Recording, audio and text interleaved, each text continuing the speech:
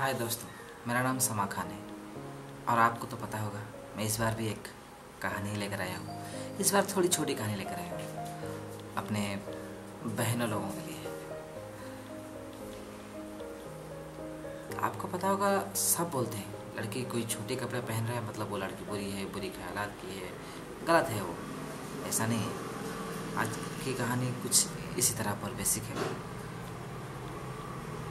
गीता एक ऐसी लड़की है जिसे बचपन से मॉडल कपड़े पहनने की शौक है। टेलीविज़न वगैरह में देख के वो नए ज़माने के कपड़े पर बिल्कुल आकर्षित हो चुकी थी। और कपड़े ही तो थे, कुछ और तो नहीं थे। लेकिन उनका पिताजी गोपाल दास जी,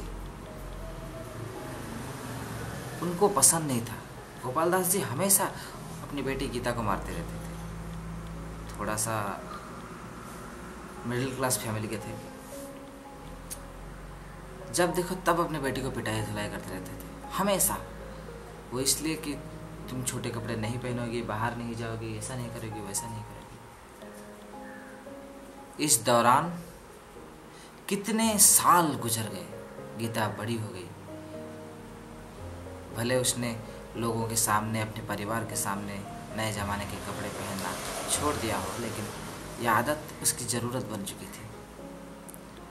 अब वो छुप छुप के नए ज़माने के कपड़े पहनकर, यानी छोटे छोटे कपड़े पहनकर अपनी खिड़कियों से कूदकर बचपना कर रही थी। मतलब शहर में चली जाती है, घूमती फिरती रात भर और फिर सुबह होने से पहले से लौट जाती थी। इसी तरह कई दिन चले। फिर अचानक एक बार उसका बाप ने उसे रंगे हाथ पकड़ लिया। रंगे हाथ गीता थामे जाने पर उसकी हाल बहुत बुरा हो गया। उसका पिताजी उसे बहुत मारे, गोपाल दास जी उसे बहुत मारे और बोले, अब कौन करेगा तुमसे शादी? तुम नए नए छोटे छोटे कपड़े पहन के बाहर चली जाती हो, मेरा नाक कटवा के रख दी दुनिया के आगे। तुम ये क्या कर दिया? मानो उनका जैसे कोई किडनी खो गया हो, इतना अपने बेटी पर गुस्सा हो गई। जब वो बोल रहे थे तुझे कौन शादी करेगा, कौन शादी करेगा, मार रहे थे, पूरे मोहल्ले के सामने गिराकर ज़मीन में पटक कर उसकी बेटी को मार रही थी। तब अचानक एक खूबसूरत नौजवान आया, इंटेलिजेंट था शायद, जेंटलमैन आदमी। वो दूर से चिल्लाकर बोलता है, मैं शादी करूँगा। तो गोपाल दास जी पीछे घूम के देखे, बोले, क्यों भाई, तुम तो पढ़े लिखे लगते हो और अमीर घराने के भी लगते हो, तुम इस वेश्या से क्यों शादी करोगे? तो उस लड़के ने कहा, आपको कैसे पता चला कि वो वेश्या है? ना वो छोटी कपड़े पहनती है, रात में चली जाती है घूमने के लिए ना, इसका मतलब तो ये नहीं, इसका मतलब ये बिल्कुल नहीं होता है कि वो गलत है। वो छोटी कपड़े पहनती है, अरे वो छोटी कपड़े पहनती है तो इसमें बुराई क्या है?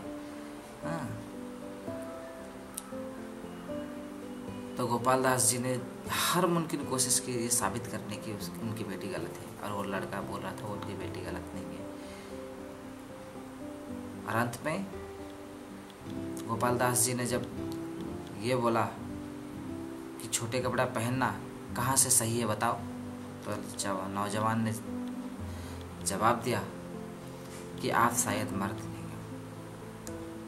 आप उन जगहों पर क्यों देखते हो जिन जगहों पर लड़की ने कपड़े नहीं पहन रखे हैं?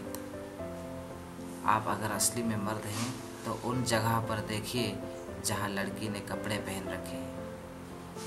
छोटे कपड़े ही सही, कपड़े तो हैं, तो आप उस कपड़े पर क्यों नहीं देखते हो?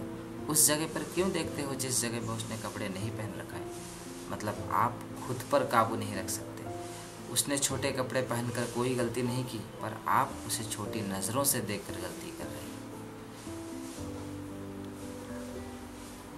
बाप का समझ में बात आया।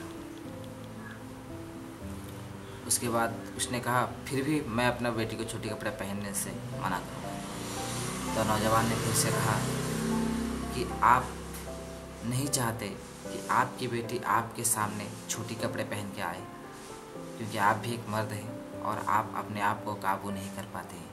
अंदर का नियत बिगड़ जाता है और हैवान बन जाते हैं आप। शायद इसीलिए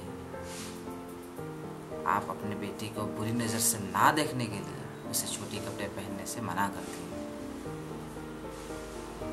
अगर आप सच में उसे अपनी बेटी की नज़रों से देखे होते तो छोटी कपड़े पहन के आए या कपड़े ना पहन के आए, उससे आपको कुछ फर्क नहीं पड़ता।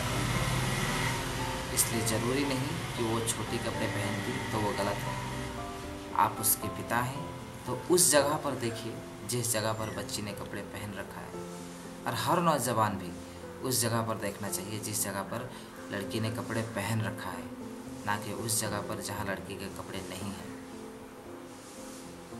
अब बताइए कहाँ से गलत है आपकी बेटी।